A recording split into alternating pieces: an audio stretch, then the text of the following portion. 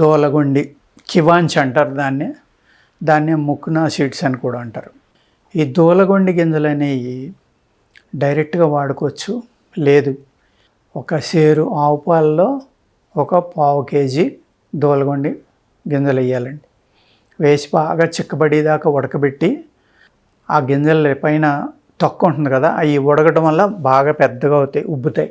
ఇలాగా చిన్న నాటు పెట్టి నొక్కేస్తే గింజలు బయటకు వచ్చేస్తే దానిపైన తొక్క అనేది తోలు అనేది సెపరేట్ అయిపోతుంది. ఆ పప్పును మళ్ళీ ఆరబెట్టుకుని కనుక వాడితే మీరు మామూలుగా దోలగొండిని వాడే బదులు ఆ విధంగా వాడితే దాంట్లో 10 రెట్లు శక్తి పెరుగుతుంది. అదేవిధంగా ఏ అయితే చిక్కబడిన పాలు ఉన్నాయో దాన్ని కోవాలా చేసుకుని కూడా వాడుకోవచ్చు. ఆ కోవాలో ఈ ఎండబెట్టిన చూర్ణం కలుపుకుని కూడా వాడుకోవచ్చండి. లేదు, వీటిని పేస్ట్ కింద కలిపేసి వెట్ గ్రైండర్లో దేంట్లో వేసి బాగా పేస్ట్ అవ్వాలి.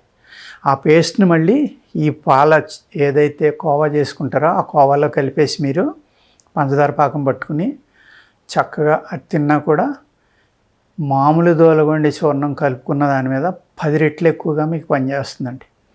ధాతు వృద్ధికి, స్పెర్మ్ కౌంట్ పెంచడానికి కానీ, అంటే చాలామందికి తక్కువ ఉంటుంది, ఎక్కువగా ఉండదు.